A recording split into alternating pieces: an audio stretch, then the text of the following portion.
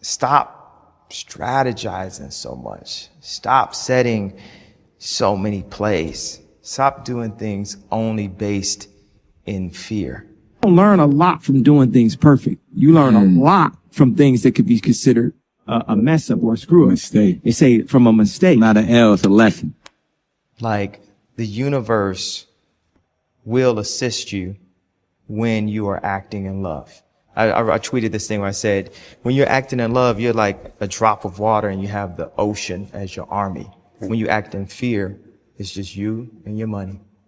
Now, you could take your money and put it in Bitcoin, put a credit form, put it in cash, or all your cash, and then stand up to the ocean, and who's gonna win?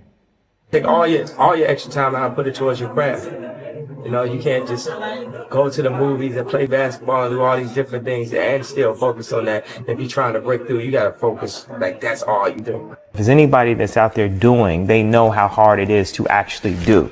And I'm like a motivation of the doers. It's like, you can actually physically do something yourself too, more than just pray.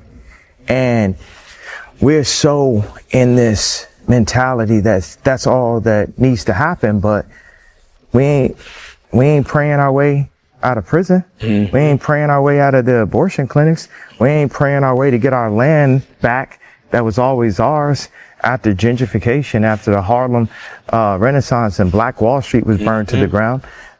Them prayers ain't working. We have to apply actual physical building partnerships, and it don't start unless we could really be real with each other and say, this is what I did, this is what I did. But if everything I did failed, just the fact that I'm willing to fail is an inspiration. People are so scared to lose that they don't even try. And anyone that wants to sit around and talk, they're taking too much time talking about it instead of getting up off there and following their dreams, because I'm here to follow my dreams. Like, everybody gonna die eventually, but I'm gonna live my entire life with zero fear. Fear of a contract, fear of perception, fear of getting my black card denied.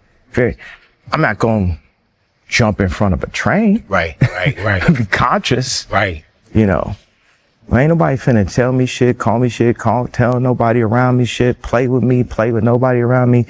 None of that. It's straight from Pink Polo. I got a chip on my shoulder. I'm the lawyer from Carlito's Way. You know, I'm fried at this point. Every label, every contract, like any type of phone calls, we number one.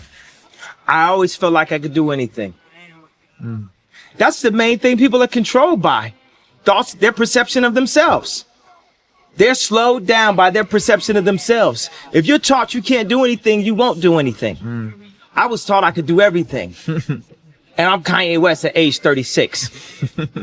So just watch the next 10 years. It ain't that I feel like a slave. We are mentally enslaved. We enslaved to brands. We enslaved to like a Benz symbol. We enslaved to chains. A woman is enslaved to the concept of diamonds are a girl's best friend. Like girls in London don't even wear engagement ring. That's all been programmed into us. When we born artists. We born free, and then we held down by society's perception of us. We just don't want to be embarrassed. And I took the opportunity to look as stupid as possible. I'm saying, when I was in Chicago and watched The Throne, I was going to change my outfit to some normal leather pants and stuff. And they tailored it. One was too tight. Then the next one ripped on me. And I felt like God was like, nah, man, you can't be scared in Chicago because there's a bunch of gangsters and that's where you grew up. I want you to wear that kilt in Chicago. I want you to release that fear. I want you to show as an artist that you could create to the highest level. Go listen to all my music. It's the codes of self-esteem. It's the codes of who you are. If you're a Kanye West fan, you're not a fan of me, you're a fan of yourself. You will believe in yourself. I'm just the espresso. I'm just a shot in the morning to get you going, to make you believe that you can overcome that situation that you're dealing with all the time. And express to people also. People think a lot of my motivation is very like megalomaniac and self-oriented. To the contrary, completely. I just want to help. From day one, I just wanted to help. Like my father was a Black Panther. My father was a journalist. Like 7 years ago, he lived in a homeless shelter. Not because he was homeless, because he wanted to help the ex-drug addicts. He wanted to get that close. He started a foundation called Good Water and moved to the Dominican Republic to help with the prostitution, to help with the extortion, to help right there. He stays in the Dominican Republic right now. My mom was the first black female chair of the English department. There is no award show. There's no amount of billboards. There's nothing that can define me or make me pass what my parents made me. And that's exactly who I am. I believe we're in the movie. I believe we're in the game.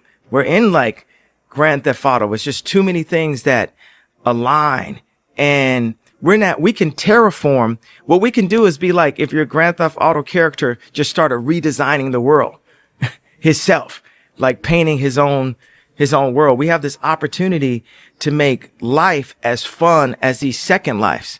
But I wanted to take this step to say, we got this new thing called classism. It's racism's cousin. This is what we do to hold people back. This is what we do. And we got this other thing that's also been working for a long time where you don't have to be racist anymore. It's called self-hate. It works on itself. It's like real estate of racism, where just like that, when someone comes up and says something like, I am a God, everybody says, who does he think he is? I just told you who I thought I was. A God. I just told you. That's who I think I am. Would it have been better if I had a song that said, I am a, or if I had a song that said, I'm a gangster, or if I had a song that said, I am a pimp? All those colors and patinas fit better on a person like me, right? But to say you are a God, especially when you got shipped over to the country that you're in and your last name is a slave owner's. How could you say that? How could you have that mentality? I'm working on more kids, but with them 4 kids right there, it's like the first 2 got to see and know they daddy. They got to know a black person that wasn't only an employee. That dynamic is so, the effect that it has on the meta stage of stage of a child's life between 5 and, 12, to only see your color as an employee and never see your color, because you're taught the color in the school. They wouldn't even be knowing it was about a color unless that was taught to you. So I will say color because it's taught. This is red, is this, everybody. The effect that it has to not see a person of your color be able to make a final decision will make you feel that you're never able to make a final decision. Our family is just the key to the world, period. From our immediate family, to our friends and family, our co-workers and family, our city and family, our state and family, our country and family, our world. That if we, just like everywhere you go, people say, hola, hello, right. Ni hao ma. Right. It's our culture to say hi. See, our culture, the culture of humanity, needs to be family, a culture of family, but the design of our cities, the design of our schools, there's a lot of things designed for us to that are designed to not promote family. They're designed to create separation. Right. And in that separation, there's capital opportunity. Mm-hmm. There's someone's lonely, has to go to the bar. Someone misses their friends, has to go to the club. People say, I feel closer to God when I'm at the top of a mountain. I feel closer to God when I'm on my knees talking to my children. The lower we get, the closer we get to God. We are earthbound creatures. We gravity bound. The fastest jet goes Mach 3. The fastest sled goes Mach 6. But if you look at how politics, just general unhappiness, misery, control, the speed that contractors go, the farmers that wouldn't finish the farm, the way we are with each other is why people feel like, look, everyone's going to go into like this Ready Player One second life. And I believe that our first life can be just as imaginative. And it will be. So that's and I have a bunch of friends that work in the gaming industry, and I have friends that work in the content industry. And I'm saying I'm anchoring on real life. to make real life as awesome as games, to make real life as awesome as movies. We in World War III. Instagram is World War III. It's digital. We exist in the mental and the meta. We have a famous one. Instagram got your bit. You know what I'm saying? We already existing in World War III. It's a digital meta mind war of perception, cancellation, this many numbers. Oh, it's a rap. They touring ain't doing good. Let's turn down they touring. Let's turn this down. Oh, we like this artist now. We can turn this down. Like, you know what I'm saying? Right. And this one we can turn up. And everybody's like, well, I want you to be smiling in your photo. Nigga, we are in war right now. 50% of black deaths is abortion. We kill ourselves. That's psychological warfare. We don't buy no land. We doped out. We fried out. Everything that we promote is about the destruction of what we doing. We are at war. The fucking trainer told me that. Harley. Why he told me that? Because he thought I was a monkey. He thought, because he an MK Ultra educated person and I'm a college dropout that dedicated my life to art and music. But there's some kind of gut, sight beyond sight. There's leaders, chiefs, kings. Why do you think so many rappers be called kings?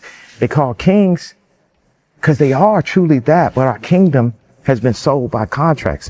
You know, if you look at an interview from me from 10 years ago, everybody says, I love that interview. People didn't love it back then, though, because I was speaking to the future.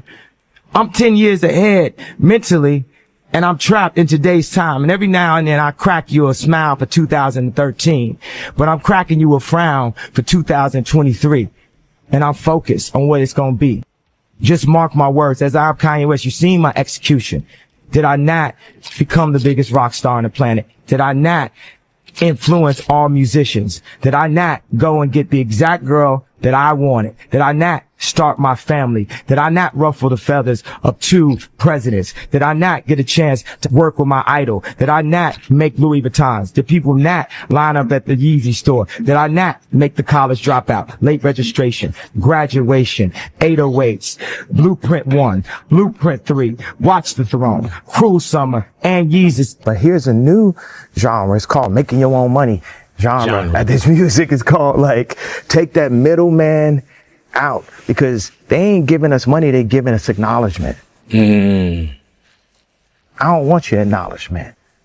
And I went so far past any level of acknowledgement. You know, I was banished, I was exiled, I was canceled multiple times. So what, I done had like my kids that show up to Sunday service right in front of everybody. And you know what I mean? Like I'm crying to see my daughter, and all of the usual suspects, the handlers, Dave Chappelle, Meek Mills, Diddy, all these people aren't in position. Now, for us as celebrities, they got to call and put a leash on them. What we going to do with Ye? Oh, he delusional. That's the best. Dave, give him a call. Diddy, give him a call. Tell him we ain't like the t-shirt. Tell him, like, right now the agenda is, this is the voting agenda for the celebrities, for the black. Make them do exactly what LeBron would do. Make them do exactly what Drake would do. And y'all know my stance on this. I want to say something about the number one. What's so good is the fuck you of it. And for everybody that's working at a normal ass job, like a fast food restaurant, or somebody girlfriend that left them for some nigga with more money, or whatever the fuck it is, all nigga want to do is just like pull up in that, so they can pull up right in front of this bitch and be like, fuck you. Now I just pulled up on everybody from last year cancellation, like, Amen. To hit this number one is such a fuck you, and people need to understand how valuable it is to be able to tell people you. Hey there. If you're enjoying our content, show some love. Like, share, comment, and subscribe to stay tuned for more. Let's build something awesome together. Subscribe for more now.